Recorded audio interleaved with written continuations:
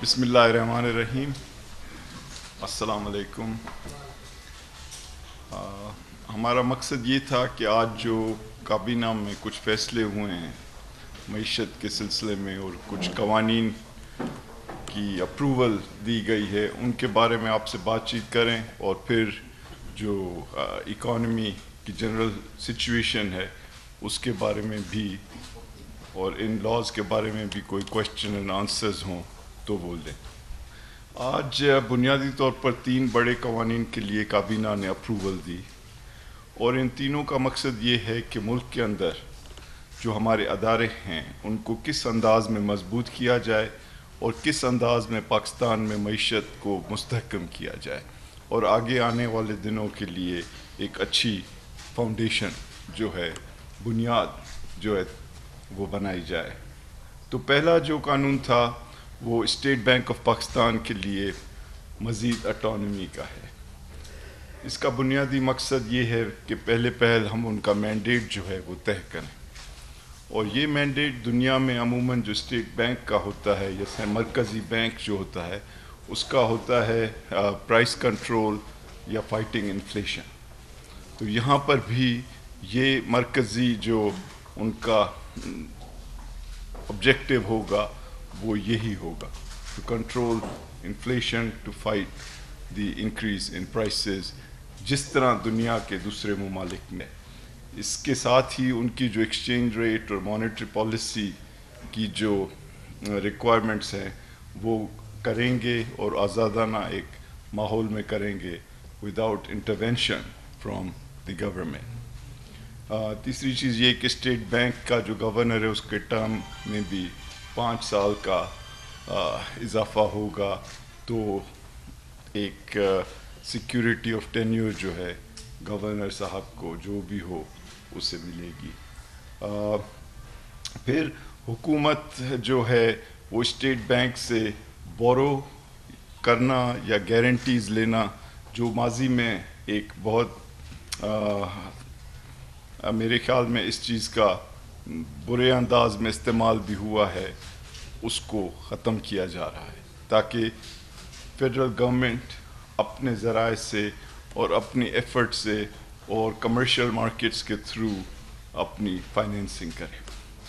چوتھی چیز یہی ہے کہ جو ایک monetary and fiscal policy coordination board رہا ہے اسے بھی ختم کیا جا رہا ہے، اور اس کی بجائے حکومت کو یہ اختیار ہے کہ وہ خصوصی کمیٹیز بنا کر کوآرڈینیشن کرے.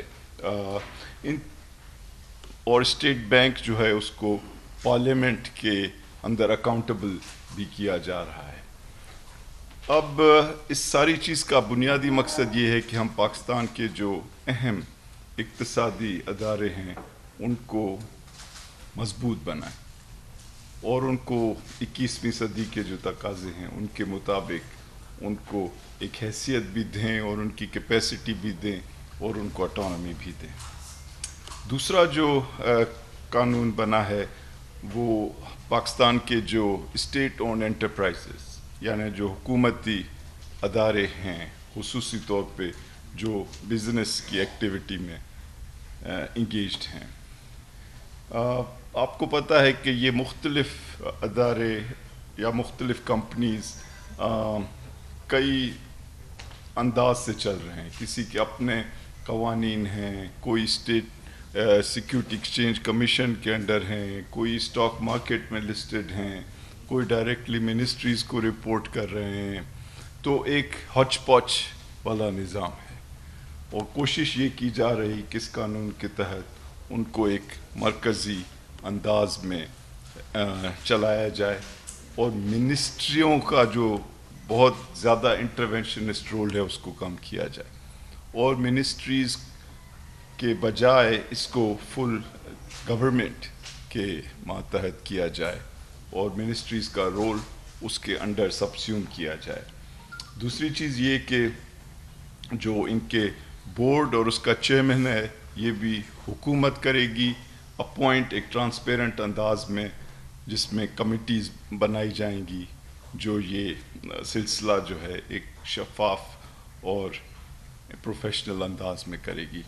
और जो CEOs होंगे इन कंपनीज़ के यानी चीफ एग्जीक्यूटिव, वो ये बोर्ड्स जो हैं वो अपॉइंट करेंगे, बजाय इसके कि मिनिस्टर साहिबान और सेक्रेटरी साहिबान बैठे ये फैसले कर रहे हों, ताकि प्रोफेशनलिज्म हो और यहाँ पर भी अदारों को एक जो मॉडर्न तकाज़े हैं उनकी बुनियाद पे चलाया जाए और उनको सिक्योरिटी ऑफ टेन्योर दी जाए और उनको रोज़ शाम सुबह तब्दील नहीं किया जाए। इसी तरह से इन SOEs को हम पेपरा के जो रूल्स हैं उनसे भी छुटकारा दिलाना चाह रहे हैं, ताकि ये बिजनेसेस के अंदर कम्पीट कर सकें और इनकी डिसीशन मेकिंग यानी फ़ैसला साजी की जो रफ्तार है वो इतनी स्लो, इतनी कमज़ोर रफ्तार नहीं हो कि वो कम्पीट नहीं कर सकें। तो हम चाहते हैं कि ये कम्पीट करें, इनकी लीडरशिप प्रोफेशनल हो, इनको लीडरशिप को बार बार बदलाया नहीं जाए और उनको मिनिस्टर या मिनिस्ट्रीज़ की तरफ से बार बार इंटरवेंशन या मुदाखलत नहीं हो। तीसरा जो कानून आज अप्रूव किया काबीना ने, उसका बुनियादी मकसद ये है कि जो पाकिस्तान के टैक्सेस का निज़ाम है उसमें कई तरह की एग्जेम्पशंस हैं, यानी लोगों को छूट दी गई है टैक्सेस से, खुसूसी कंपनीज़ को या खुसूसी सेक्टर्स को।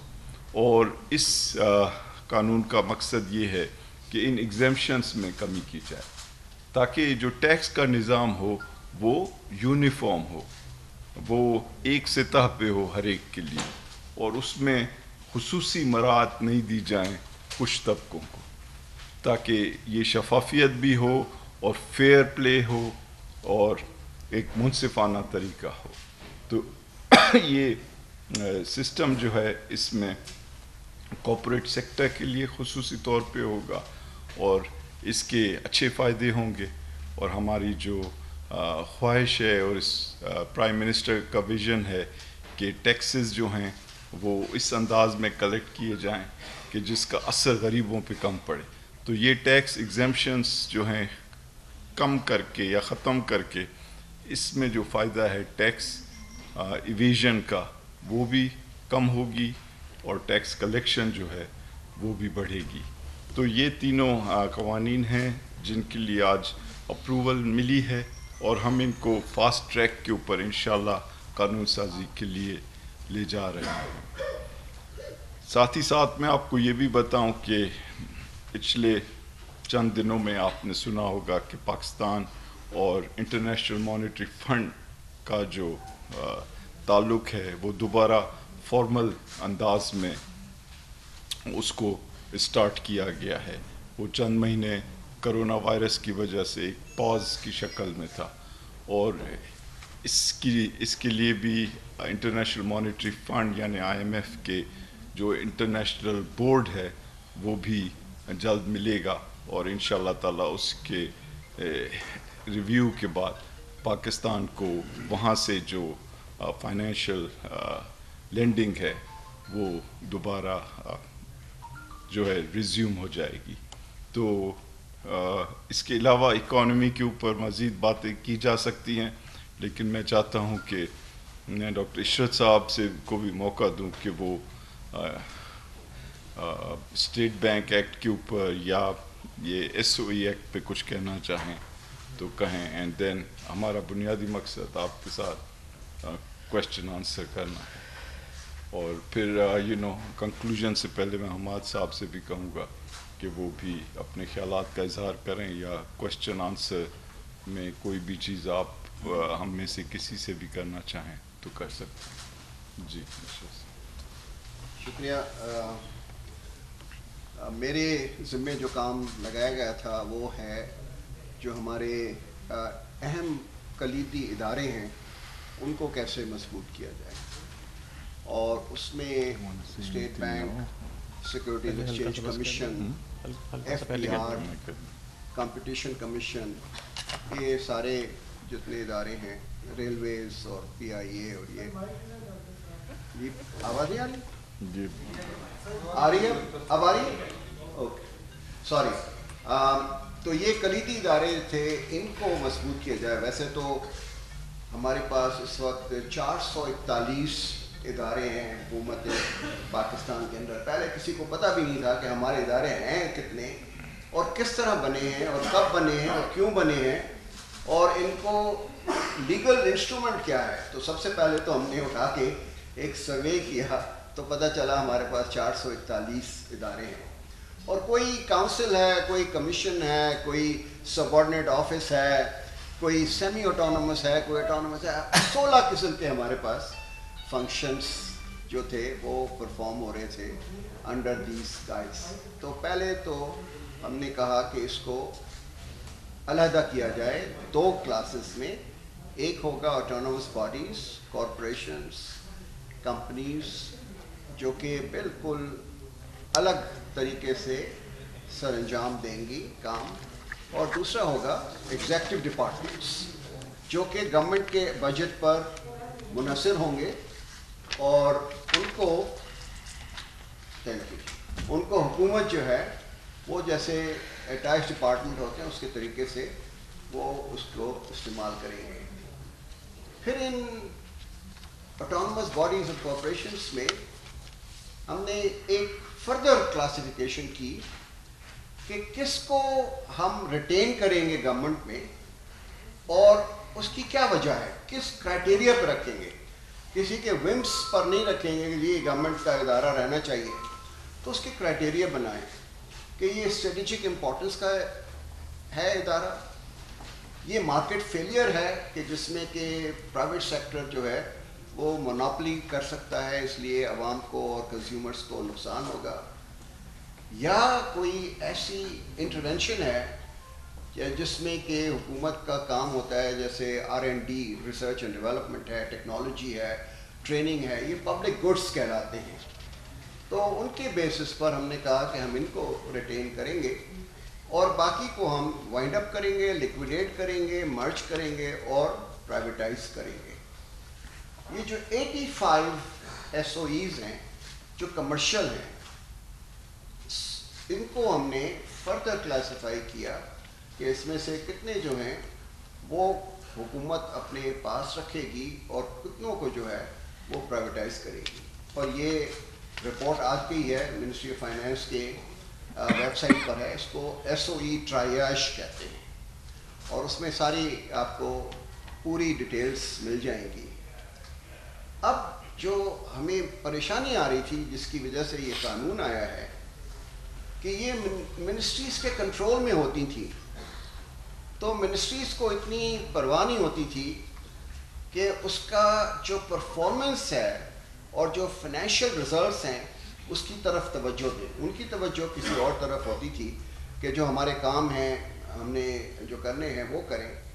19 ٹریلین روپیز کا اس وقت سارے SOEs میں حکومت نے پیسہ لگایا ہوا ہے. ایسیٹس کی بیس بتا رہا ہوں آپ کو، بک ویلیو، اور 4 ٹریلین کا اس کا ریونیوز آ رہا ہے.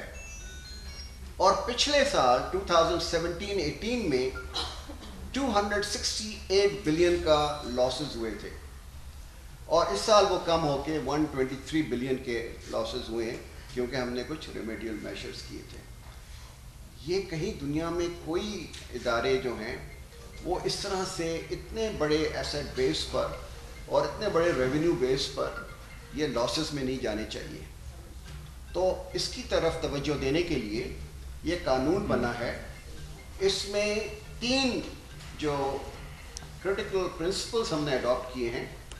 ایک تو یہ ہوگا کہ ان کے ساتھ ہمارے پرفارمنس کانٹریکٹس ہوں گے کہ آپ نے سال میں یہ کرنا ہے اور آپ نے یہ اچیو کرنا ہے اور یہ آپ کے KPIs اور کی پرفارمنس انڈیکیٹرز ہوں گے اور اس کے بیسس پہ ان کی ایویلویشن ہوگی. سیکنڈ، جو اس وقت گھچ میں فائنانس منسٹر صاحب نے بھی بتایا کہ کہیں پر چیئرمین جو ہے وہ چیف ایگزیکٹو بھی ہے، کہیں چیف ایگزیکٹو جو ہے اس کے اوپر کوئی بورڈ نہیں ہے. تو اس کا گورننس اسٹرکچر اور مینجمنٹ کو ہم نے الگ کر دیا ہے.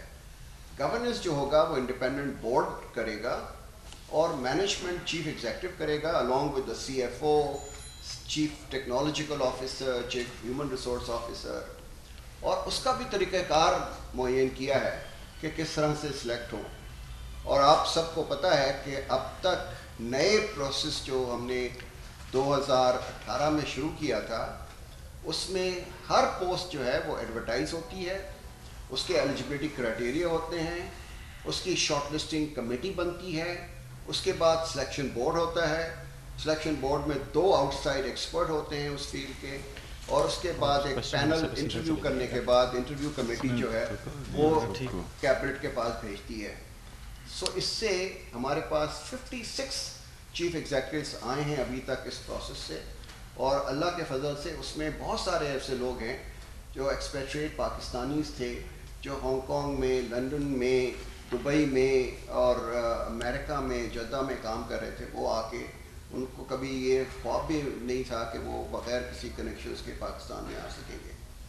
تو right man for the right job سے انسٹیٹیوشن بنتی ہے. تو یہ ایک طریقہ کار ہے. دوسرا میں اسٹیٹ بینک پہ آتا ہوں, میں باقی آپ کے سوالات ہوں گے اس کے, تو اسٹیٹ بینک کا جو ہوگا وہ آپ کو بتا دیا ہے, بٹ اگر سوالات ہوں گے تو میں آپ کو بتا دوں گا کہ ٹائم کی کمی ہے, but I am available for any question and answer on booth. Thank you Ishrat صاحب. آئی تھنک کہ ڈاکٹر عشرت آبویسلی کافی کچھ اسٹیٹ بینک ایکٹ کے اوپر کہہ سکتے ہیں, لیکن چونکہ وقت کم ہے اور ہم چاہتے ہیں کہ آپ کی جانب سے کوشچنس آئیں, تو فلور از اوپن. جی سر یہ بتائیے گا کہ یہ جو آپ نے اسٹیٹ بینک کی انڈیپینڈنس اور اٹانومی اور اس کے جو ساری کام کیے ہیں, اس میں اکاؤنٹیبلٹی کا کیا چیز ہے کہ کوئی بندہ بات سے آ جائے اور اس کے اوپر اکاؤنٹیبلٹی نہ ہو, کہاں سے کام بن جائے, تو پاکستان میں بہت زیادہ لوگ کہیں سے آئے تھے اور کہیں چلے گئے. ایک اور کوشچن لیں. آپ اس کا پہلے جواب دے دینا.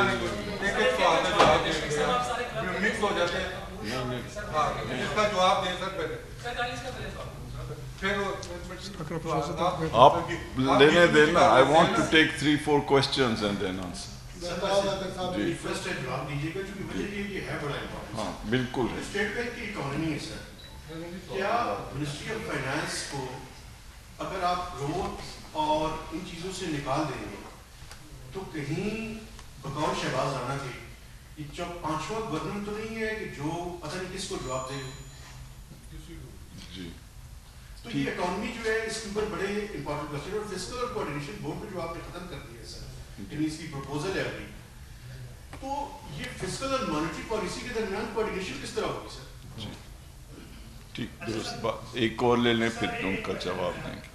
یہ بتا دیں کہ یہ جو ایگزمپشن کی موجودہ حد کیا ہے, کتنا ان کا والیوم ہے, اس کو کتنا کم کر کے کہاں پہ لا رہے ہیں. اور ڈاکٹر صاحب سے یہ سوال ہے کہ اسٹیٹ بورڈ انٹرپرائزز کے 4,15,000 آفیسرز کا ملازم ہیں, اس ریسٹرکچرنگ کے بعد ان لوگوں کا مستقبل. جی بالکل ٹھیک ٹھیک, آپ بھی کر لیں.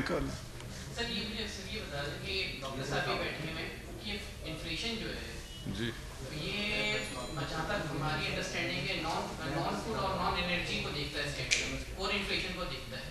انفلیشن جہاں تک ہیڈ لائن انفلیشن ہے وہ تو ڈیمانڈ اینڈ سپلائی کا ایشو ہے, تو اس کو آپ کیسے ایڈریس کریں گے, وہ تو پروونشل گورنمنٹس کیا وہ کر سکتے ہیں. اور جب ہر 15 دن بعد ایک نوٹیفیکیشن انرجی کی ہے پیٹرولیم کے حوالے سے آ جائے گا, تو پھر آپ اس انفلیشن کو کیسے کنٹرول کریں گے. دوسرا یہ لاسٹ ایک سیکنڈ کوسچن کہ یہ جو کاپر سیکٹر ہے ہمیشہ اسی کے اوپر سارا ٹیکس کا بوجھ کو لا دیا جاتا ہے. یہ سروسز سیکٹر اور آپ کا ریٹیل سیکٹر اور آپ کا جو کموڈیٹیز کا بزنس ہے اس کے اوپر آپ جاتے نہیں ہیں. آپ لوگ پھر بیچارہ جو مینوفیکچرنگ سیکٹر جو بیچارہ بھی دوبارہ کچھ کھڑا ہو رہا ہے اس کے اوپر آپ پھر کہہ رہے ہیں کہ ایگزمپشن ختم کر کے ہم ان کے اوپر پھر کارپوریٹ ٹیکس ان کی ایگزمپشن ختم کر دیں گے. تو آپ انیشیٹو تو کوئی نہیں ہو. ٹھیک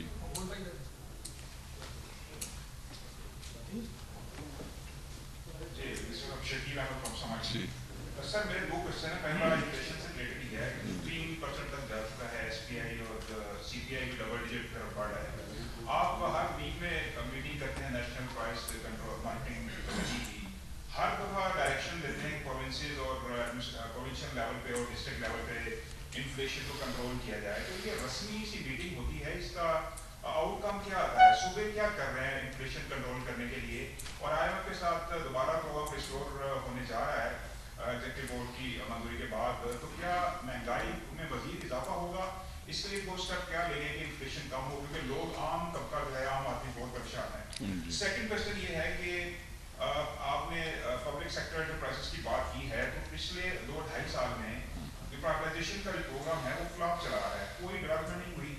तो आपके ख्याल में, आप माजी में कामयाब प्राइवेटाइजेशन कर चुके हैं, तो ये 2.5 साल में अभी तक कोई काबिल निष्कारी प्रोग्राम कामयाब नहीं हुआ, तो इस पे कुछ गवर्नमेंट क्या कर रही है, किस तरह इसको आगे लेके चलेंगे? जी ठीक है, काफ़ी हो गए क्वेश्चंस। ठीक, देखें, मैं जो क्वेश्चंस हुए इनको 3 कैटेगरीज में डिवाइड कर देता हूँ, and I will try to answer some of it, and then जो स्टेट ओन एंटरप्राइजेस के हैं और स्टेट बैंक के ऊपर भी थोड़ा, I would like doctor Ishrat साहब टू कम इन, और जो प्राइसेस के ऊपर है उसमें हमाद साहब को आई विल रिक्वेस्ट। ठीक, देखें, जहाँ तक ये इशू है कि स्टेट बैंक के गवर्नर की अकाउंटेबिलिटी या स्टेट बैंक की अकाउंटेबिलिटी की जिम्मेदारी किसकी है, हमेशा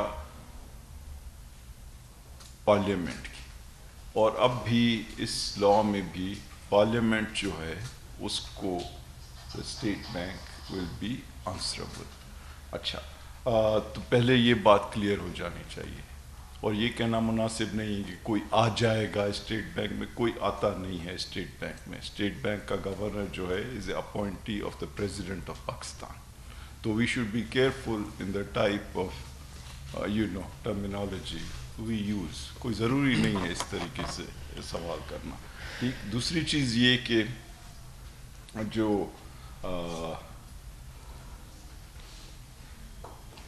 प्राइवेटाइजेशन का इशू है, देखें, प्राइवेटाइजेशन एक मुश्किल काम है और इसमें खुसूसी तौर पे इन्वेस्टर्स की ज़रूरत होती है और बड़ी ट्रांजैक्शंस में फॉरेन इन्वेस्टर्स की ज़रूरत होती है।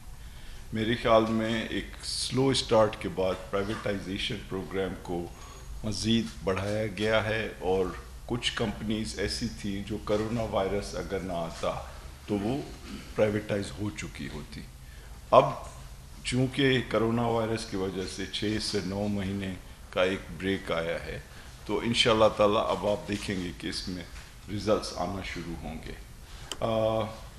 जहाँ तक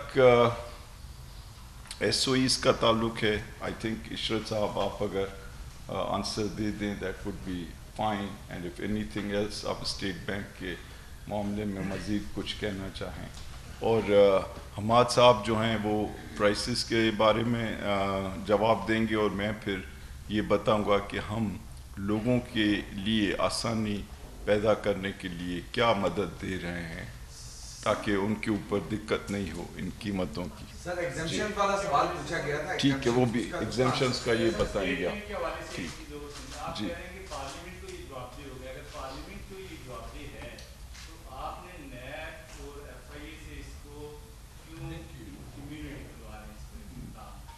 जी, ओके, कामरान साहब, आप कामरान साहब जो हैं, कामरान अफजल साहब, ये फाइनेंस सेक्रेटरी हैं पाकिस्तान। बिस्मिल्लाहिर्रहमानिर्रहीम।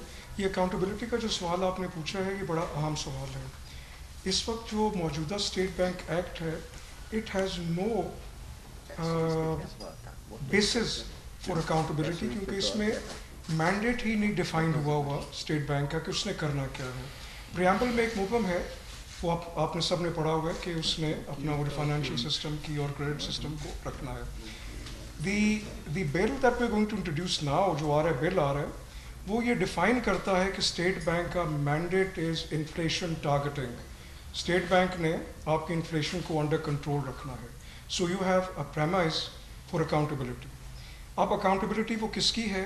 वो स्टेट बैंक की मॉनेटरी पॉलिसी की अकाउंटेबिलिटी डायरेक्ट नहीं हो सकती कि आपने इंटरेस्ट रेट ये रखा है, ये क्यों नहीं रखा, लेकिन आप उनसे ये पूछ सकते हैं कि जी आपका मैंडेट था, आपने इन्फ्लेशन को सिंगल डिजिट में रखना था फॉर इंस्टेंस, आपने क्या किया। अकाउंटेबिलिटी जो है फिस्कल पॉलिसी की, वो होती है फाइनेंस मिनिस्टर की। मॉनेटरी पॉलिसी की जब आपने ऑटोनॉमी दे दी स्टेट बैंक को, तो फिर the parliament can and will call the governor asking कि जी आपने इन्फ्लेशन آپ نے یہ رکھنی تھی، آپ کہاں پہ لے کے جا رہے ہیں. And that accountability is now well defined in the law. پہلے اسٹیٹ بینک کے ایکٹ میں یہ چیز کہیں نہیں تھی کہ پارلیمنٹ یا نیشنل اسمبلی یا سینٹ اس کو بلا سکتی ہے، لیکن آپ اس کو بلا سکتے ہیں، نہ صرف گورنر کو بلکہ اس کے کسی آفیسر کو بلایا جا سکتا ہے. سو اکاؤنٹیبلٹی کا ایک فارمل انسٹیٹیوشنلائزڈ میکنزم یہ دے دیا گیا. یہ چیزیں پہلے بھی ہو رہی تھیں لیکن informally as a tradition of the government ہو رہی تھی، but now it's being institutionalised.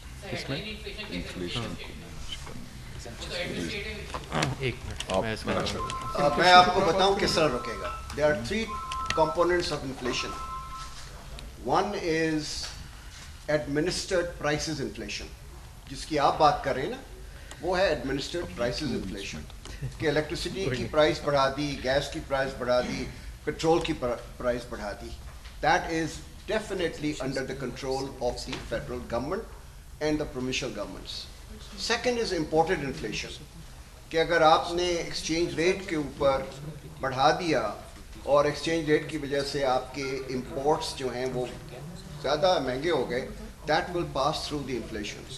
And third is the monetary policy induced inflation, which is کہ اگر آپ نے انٹرسٹ ریٹ کو اتنا لے گئے جس کی وجہ سے cost of capital and cost of working capital وہ بڑھ گئی تو وہ انفلیشن ہوگا. بٹ دنیا میں ایک چیز کا خیال رکھیں کہ اسٹیٹ بینک خود سے autonomous نہیں ہو سکتا. It is not autonomous outside the government, it is autonomous within the government. جو نیشنل اکنامک کاؤنسل ہے وہ ہر سال بیٹھتی ہے اور وہ کہتی ہے کہ اس دفعہ جی ڈی پی کا گروتھ ریٹ یہ ہوگا, انفلیشن کا گروتھ ریٹ یہ ہوگا, اور تو ہمیں جب یہ ٹارگیٹس ملتے ہیں تو ہمیں مانیٹری سپلائی, منی سپلائی جو ہے اسی کے حساب سے دینی پڑتی ہے. اگر ہم اس کو ایکسیڈ کریں گے وی ول ہیو انفلیشن. سو یہ جو انفلیشن ٹارگیٹنگ کا ہے, it is now the responsibility of the State Bank, and the setting of the targets is the responsibility of the National Economic Council, which consists both of the federal and the provincial governments.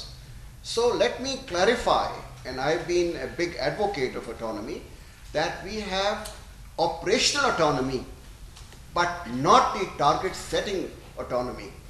And Kamran is quite right. In this law, we have explicitly provided the accountability in the hands of the parliament. ابھی تک governor, میں تو ایک دفعہ بھی جب governor تھا کبھی پارلیمنٹ نے مجھے نہیں بلایا, but now the governor will be called by the parliament. جی پرائسز کے حوالے سے جو بات ہوئی, اسٹیٹ بینک کا جو انحصار ہے وہ کور پہ ہے اور ایس پی آئی پہ نہیں ہے یا ہیڈ لائن انفلیشن پہ نہیں ہے. دیکھیں یہ تو پوری دنیا میں ایک بحث چل رہی ہے کہ اسٹیٹ بینکس کا ساری دنیا میں انحصار کور پہ ہونا چاہیے یا ہیڈ لائن انفلیشن پہ ہونا چاہیے. عموماً ممالک کا آپ کور پہ پائیں گے انفلیشن. اس کا مطلب یہ نہیں ہے کہ وہ ہیڈ لائن انفلیشن کی طرف توجہ نہیں دیتے. اس کا مطلب یہ ہے کہ وہ انفلیشن ٹارگیٹنگ کے لیے جو انٹرسٹ ریٹس کا انسٹرومنٹ یوز کرتے ہیں اس میں وہ زیادہ ریلائبل بینچ مارک کور کو کنسیڈر کرتے ہیں, کیونکہ کور انفلیشن اس کو کہا جاتا ہے جو اکنامک فنڈامنٹل سے انفلیشن ڈرائیو ہو رہی ہوتی ہے, جبکہ ہیڈ لائن انفلیشن جو ہے وہ ڈیمانڈ اینڈ سپلائی کے اوپر بیس ہوتی ہے, ایڈمنسٹریٹو میجرز کے اوپر بھی بیسڈ ہو سکتی ہے اور ہائیلی ایریٹک بھی ہوتی ہے. اگر آپ اتنی ایریٹک چیز کے اوپر جو ڈیمانڈ اینڈ سپلائی پہ کبھی کبھی باقی معیشت سے ہٹ کے ایکٹ کر رہی ہو, اس پہ اگر آپ اپنی انٹرسٹ ریٹ سیٹنگ شروع کر دیں تو ایک دن آپ کا انٹرسٹ ریٹ 17 ہوئے گا, دوسرے دن 4 ہوئے گا, تیسرے دن پھر 15 ہوئے گا. That is the reason. لیکن اس کا یہ مطلب نہیں ہے کہ اوور آل انفلیشن کے اندر وہ ہیڈ لائن کو کمپلیٹلی اگنور کرتے ہیں. دوسری چیز یہ کہ جہاں تک کھانے پینے کی اشیاء کا تعلق ہے, اور یہ ایسا نہیں ہے کہ یہ اب صرف اسٹیٹ بینک کی ذمہ داری ہوئے گی. جہاں پہ ایڈمنسٹریٹو ہیڈ لائن انفلیشن کھانے پینے کی اشیاء ہے وہاں پہ وفاقی حکومت, صوبائی حکومت, میں تو یہاں تک کہوں گا کہ ضلعی حکومتیں بھی اور ضلعی ایڈمنسٹریشنز بھی وہ اپنا کردار ادا کرتی رہیں گی. Thank you. جی میں دیکھیے میں 2-3 چیزیں انفلیشن کے اوپر کرنا چاہوں گا. انفلیشن کو کیسے قابو کیا جا سکتا ہے یا حکومت کیا کر سکتی ہے. میں یہ بتانا چاہ رہا ہوں کہ حکومت کیا کر رہی ہے. پہلی, حکومت کی ذمہ داری یہ ہے کہ اپنے جو اخراجات ہیں اور اپنی جو آمدنی ہے اس میں گیپ کم سے کم رکھے. تو اس حکومت نے اپنے اخراجات آپ نے دیکھے ہیں کہ بہت سختی سے کنٹرول کیے, اور اسی وجہ سے پاکستان کی تاریخ میں کبھی کبھی ایسے ہوا ہے کہ جو آمدنی اور اخراجات کا فرق ہے جسے پرائمری بیلنس کہا جاتا ہے وہ سرپلس ہے پاکستان میں 400 بلین ارب روپے سرپلس. یہ کیوں ہے؟ اس لیے کہ حکومت نے اپنے اخراجات کو کنٹرول کیا ہے اور اپنی آمدنی سے اس کو کم رکھا ہے, اور ساتھ ہی ساتھ حکومت نے اسٹیٹ بینک سے کوئی بوروئنگ نہیں کی. اس حکومت نے بجٹ کے علاوہ کسی کو کوئی گرانٹ نہیں دی, اور طاقتور لوگوں اور طاقتور جو ادارے ہیں ان کو بجٹ سے زیادہ نہیں دیا. تو بہت ایک عزم کے ساتھ یہ حکومت جو ہے اپنے اخراجات کنٹرول کر رہی ہے تاکہ انفلیشن پہ قابو پایا جائے اور زیادہ بورو کرنے کی ضرورت نہ پڑے. دوسری چیز یہ کہ جس طرح ابھی حماد اظہر صاحب نے کہا کہ انفلیشن کے جو کمپوننٹس ہیں, عشرت صاحب نے بھی کہا کہ اگر باہر سے چیزیں آ رہی ہیں, اور پاکستان میں بہت چیزیں باہر سے آتی ہیں, پیٹرول ہے, گیس ہے, ڈیزل ہے, دالیں ہیں, چائے ہے, گھی ہے, 40 لاکھ ٹن گندم ہے, 5 لاکھ ٹن شکر ہے. تو اگر ہم ان چیزوں کے اوپر باہر کی امپورٹس پہ ڈپینڈنٹ ہیں تو پرائم منسٹر یا فائنانس منسٹر یا چیف منسٹر کے اختیار میں نہیں ہوتا کہ وہ باہر کی دنیا میں اگر قیمتیں بڑھ رہی ہیں تو ان پہ قابض ہو جائے. کیوں؟ ابھی اگر گھی کی قیمتیں بڑھی ہیں تو اس کی بنیادی وجہ یہ ہے کہ دنیا میں پام آئل جو یہاں پہ آتا ہے, گھی کی شکل اختیار کرتا ہے یا پکانے کے تیل میں کام آتا ہے, تو اس کی قیمتیں تقریباً دگنی ہو گئی ہیں. تو ایک تو یہ وجہ ہے, لیکن ہم تو یہ کر سکتے ہیں نا حکومت کی جانب سے کہ لوگوں تک مدد پہنچائیں. اور اس حکومت نے 1.5 کروڑ لوگوں کو جب کرونا وائرس آیا تو پیسے دیے, اور اب 70 لاکھ لوگوں کو ہر کوارٹر پیسے ملیں گے. یہ وہ لوگ ہیں جو کہ جن کی آمدنی کم ہے. دوسری جانب کئی طرح کی چیزیں ہیں جو اپنی قیمت سے کم بیچی جا رہی ہیں جس کی ذمہ داری حکومت لے رہی ہے. 5 چیزیں ہیں جو ہمیشہ یوٹیلیٹی سٹورز پر کم قیمت پہ بیچی جا رہی ہیں, اور اب انشاءاللہ کل ECC رمضان کا پیکج اڈاپٹ کرے گی جس میں مزید 15-20 چیزیں ہوں گی. اور میں ریکویسٹ کروں گا حماد صاحب کو کہ جو قیمتوں کا ڈفرنس ہے جو مارکیٹ میں اور جو یہاں پہ یوٹیلیٹی سٹور میں, وہ آپ کو بتائیں تاکہ آپ کے اس پریس کانفرنس کے تھرو اور لوگوں کو بھی پتہ پڑے. اس کے علاوہ دیکھیں کن لوگوں کو سپورٹ دی جا رہی ہے. تقریباً 200 ارب روپے احساس پروگرام میں کمزور طبقوں کے لیے رکھے گئے ہیں. یہ آپ دیکھ رہے ہیں کہ ساری دنیا کے سامنے پیسے دیے جا رہے ہیں, اور صرف ایک ہی اس کا کرائٹیریا ہے کہ آپ پاکستانی ہیں, بھلے کسی بھی پارٹی کے ہوں, آپ کسی بھی علاقے کی ہوں, اور خصوصی طور پہ اگر آپ دیکھ رہے ہیں کہ خواتین کو یہ پیسے مل رہے ہیں. دوسری جانب 72% لوگ جو بجلی خرچ کرتے ہیں ان کا بل میں بڑا حصہ حکومت کا ہوتا ہے. 92% لوگ جو گیس استعمال کر رہے ہیں اس میں بڑا حصہ بل پے کرنے میں حکومت کا ہوتا ہے. اسی طرح سے ایگریکلچر ٹیوب ویل, زراعت میں جو کام آتا ہے اس میں 100% ٹیوب ویل کا استعمال کرنے والوں کا بل جو ہے اس میں بڑا حصہ حکومت کا ہوتا ہے. اور اسی طرح سے اب یہ کوشش ہو رہی ہے کہ کیسے ہم بہتر انداز میں حکومت کی امداد جو ہے لوگوں تک پہنچا سکیں, یعنی ٹارگیٹڈ سبسڈی ہو. یہ نہیں ہو کہ ہر ایک کو, چاہے وہ امیر ہے یا غریب ہے, حکومت کے پیسوں کا فائدہ ملے, بلکہ فقط ان لوگوں کو ملے جو امیر نہیں ہیں, یعنی جو کم آمدنی والے ہیں یا درمیانی آمدنی والے لوگ ہیں. اور اسی طرح سے آپ انشاءاللہ دیکھیں گے کہ یہ جو پالیسی ہے ٹارگیٹڈ سبسڈی کی, اس کو مزید فروغ دیا جائے گا, اور آنے والے دنوں میں اس کے اثرات جو ہیں اور زیادہ واضح ہوں گے. تو حماد صاحب if you can just explain a bit about the utility stores and then we will get آ رہے ہیں یوٹیلیٹی سٹورز جا نہیں رہے ہیں کہیں. یوٹیلیٹی سٹورز کے اوپر جو اس وقت 5 اشیاء ہیں جو سبسڈائز ہیں, جو 3 اس میں سب سے ضروری ہیں. آٹا 800 روپے کے جی 1 سال سے زیادہ پہ سپلائی کیا جا رہا ہے. اسی طرح شکر 68 روپے اور گھی 175 روپے کے جی, اور ان قیمتوں کو تقریباً اب 1.25 سال کے قریب ہو چکا ہے, یہ برقرار ہیں. اور آج وفاقی کابینہ نے فیصلہ کیا ہے وزیر اعظم عمران خان صاحب کی ہدایت پہ کہ ان قیمتوں کو فی الحال برقرار رکھا جائے گا, اور گھی کی بھی. اور اسی طرح جو جیسے کہ فائنانس منسٹر صاحب نے فرمایا کہ جو ہمارا رمضان پیکج ہے اس کی تفصیلات آپ کو جیسے ECC سے وہ ہمارے پاس ہوتی ہیں, ریٹیفائی ہوتا ہے تو آپ کو وہ بھی دے دی جائیں گی. جی پہلے یہ ایگزیمپشنز کا آپ ذرا بتائیں. جی چیئرمین صاحب پلیز. شکریہ. ایگزیمپشنز کے حوالے سے پہلے تو میں بتانا چاہوں گا کہ اس سال جب سٹارٹ ہوا تو ہم نے کوئی نیا ٹیکس نہیں لگایا, آپ کے علم میں ہوگا.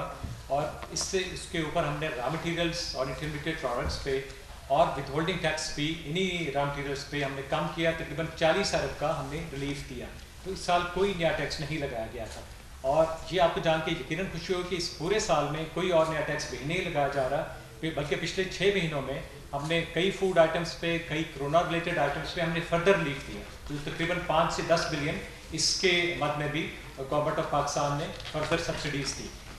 جب سال سٹارٹ ہوا تھا تو ہم نے ایک ڈاکیومنٹ FBR میں پبلش کیا تھا جو آپ کے علم میں ہوگا, جو ٹیکس ایکسپینڈیچر اسٹیٹمنٹ تھی, اور جس میں ہم نے یہ بتایا تھا کہ 1185 ارب کے قریب ہم تینوں ٹیکسز میں سبسڈیز دے رہے تھے, اور جو کہ ابھی باقی دنیا کے جو ملک ہیں, جو کمپیریبل کنٹریز ہیں, انڈیا سے بھی ہم زیادہ سبسڈیز دے رہے ہیں. اور یہ دیکھتے ہوئے کہ ملک میں چونکہ غربت ہے, کورونا کی وجہ سے بھی حالات ٹھیک نہیں ہیں, تو وہ ہم یہ دیکھتے ہوئے, اور یہ جو پرائم منسٹر صاحب کی خاص جو ہدایت تھی کہ جو فوڈ آئٹمس ہیں اور جتنے بھی عام روزمرہ استعمال کی اشیاء ہیں ان پہ کوئی ٹیکس ایسا بلکہ ریلیف ہی دیا جائے. تو وہ یہی ابھی تک جو فائنانس منسٹر صاحب کی نگرانی میں جو کمیٹی ہے وہی ہم اسی سلسلے میں مسلسل اس پہ غور و خوض کرتے رہتے ہیں. تو یہ جو سیکٹر تھا جو کارپوریٹ انکم ٹیکس کے حوالے سے, اب آپ کے علم میں یہ ہوگا کہ ہمیں اکثر ہی کہا جاتا ہے کہ انڈائریکٹ ٹیکس کے جو سبسڈیز ہیں جو ان کے اوپر جو زیادہ انحصار ہوتا ہے تو ڈائریکٹ ٹیکس پہ زیادہ انحصار کیا جائے.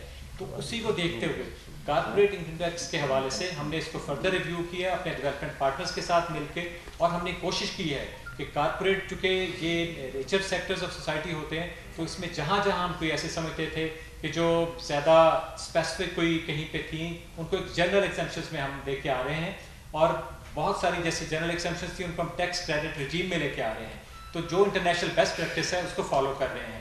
ہمارا اپنا اندازہ ہے کہ اگر اکانومی اس میں ابھی جس طرح سے جیسے آہستہ آہستہ ماشاء اللہ ریکور ہو رہی ہے, تو ہمیں اندازہ ہے کہ ہم کوئی 70 بلین سے 140 بلین کے درمیان میں, یہ ڈپینڈ کرے گا اکانومی کیسا بیہیو کرتی ہے, تو ہم کہیں یہ, لیکن اگلے سال سے امپیکٹ ہوگا, یہ میں واضح کر دوں کہ یہ سارے میز 1 جولائی سے نافذ العمل ہوں گے, اور اس کا جو امپیکٹ آنا ہے وہ اگلے سال کے دوران میں پورے فائنانشیل ایئر میں آئے گا. تو ان 3-4 مہینوں میں اس پہ کوئی امپیکٹ نہیں آئے گا. اور جو اس وقت ہم ڈائریکٹ ٹیکس میں ایکسپینڈیچر جو ہم سبسڈی دے رہے ہیں وہ پچھلے سال اسٹیٹمنٹ کے جس میں نے ذکر کیا وہ اراؤنڈ 380 بلین کی اس وقت ڈائریکٹ ٹیکس میں سبسڈی تھی, جس میں سے کچھ ہم پارٹلی وڈرا کر رہے ہیں, اور یہ دیکھتے ہوئے کہ اکانومی کیسے آگے چلے گی وہ انشاءاللہ آگے ہم دیکھیں گے.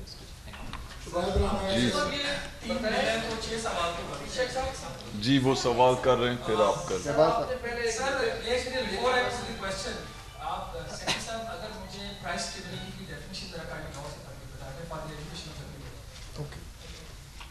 پرائس اسٹیبلٹی لا میں ڈیفائن نہیں ہوگی, بٹ آپ نے سوال پوچھا تو میں آپ بتا دوں. پرائس اسٹیبلٹی کا مطلب یہ ہوتا ہے کہ انفلیشن جو ہے وہ اس میں ایک ایریٹک موومنٹس نہ ہوں. ایک تو اس کی وہ جو پرائمری چیز یہ ہے کہ you don't want erratic movements in the level of prices. دوسرا یہ ہوتا ہے کہ ایک اسٹیبلشڈ انڈرسٹینڈنگ ہے کہ inflation must be in single digits. ایک مائلڈ لیول آف انفلیشن وہ آپ کو پتہ ہوگا اکانومی میں ہوتی ہے, when economies are growing تو there will be a mild level of inflation. You can't say کہ وہ 2% ہو جائے 3% ہو جائے, بٹ the rule is کہ single digit. بٹ جب وہ 5 کو کراس کرتی ہے یا 7 کو کراس کرتی ہے, under various circumstances, when the economy is, in particular if the economy is not growing, so that can be problematic. آپ اس ڈیفینیشن کو اسٹریٹ جیکٹ نہیں کر سکتے کیونکہ that would vary from economy to economy and global environment and the global environment. Again thank you کہ آپ کو جو امپورٹڈ انفلیشن ہے اس کو بھی دیکھنا. But your question about price stability, domestic price stability would be this کہ no ایرٹک movements. ایک اور چیز کلیئر کرنے کے میں سوال پوچھتا ہوں, آپ ذرا اکاؤنٹیبلٹی کی بات میں پڑھ دیجیے ہم سب. اکاؤنٹیبلٹی کا جو ہے اس وقت میرے پاس بل میں شاید نہیں لایا ہوں. آپ کو زبانی بتا دیتا ہوں. اس کا مطلب یہ اکاؤنٹیبلٹی کی آپ کا جو کلاز ہے کہ جو اسٹیٹ بینک کا گورنر ہے وہ پارلیمنٹ میں رہا ہوا ہے, اس پہ کہیں یہ نہیں لکھا ہوا کہ پارلیمنٹ اس کو سوال ہے. نمبر 1. نمبر 2, آپ کس چیز کی ایک منٹ میں آپ کا ایک ایک کر کے دوں نا. دیکھیں نا, let's not lose this sight. The Parliament does not require a specific act to summon anybody. The Parliament can always summon anyone. So یہ تو آپ یہ نہ کہیں کہ پارلیمنٹ کو یہ قانون اختیار دے گا. The Parliament is sovereign. Next question. Sir parliament نے جب ماضی میں گورنر سیکرٹری کو سمن کیا وہ نہیں ہے. This is the history, آپ ریکارڈ چیک کر لیجیے گا. اچھا, let me put the question now. When there is no آپ نے دیکھا نا ایک بات کر کے you cannot just be like that. Let me respond to it. دیکھو نا, ایف ایم کو آپ کہتے ہیں, ایف ایم کو کہتے ہیں ہماری بات کا جواب. میں جواب دینا چاہتا ہوں, آپ سنتے نہیں ہیں. نہیں اب پتہ پڑا کہ کیوں لائے تھے فائنانس سیکرٹری کو. No, listen now, listen. The governor cannot refuse. No, he cannot. He cannot refuse the parliament. He cannot. یار بات تو سن لو نا بھائی, بات سن لو. He cannot even refuse a standing committee of the parliament, whether it's a national assembly or it's a senate. But if he's committed, like مجھے بلایا Saint کی وہ اپنا یہ این اے کی اسٹینڈنگ کمیٹی نے, تو I was called for a contempt notice by the Supreme Court. تو کل کو آپ کہیں گے جی نہیں گیا, تو میں I had to go for that contempt notice. So نہیں اس طرح نہیں, اس طرح نہیں ہوتا. نہیں, no functionary of the state can deny the legitimate orders of a parliament, for God's sake. Subscribe کریں اور بیل دبائیں تاکہ کوئی خبر رہ نہ جائے.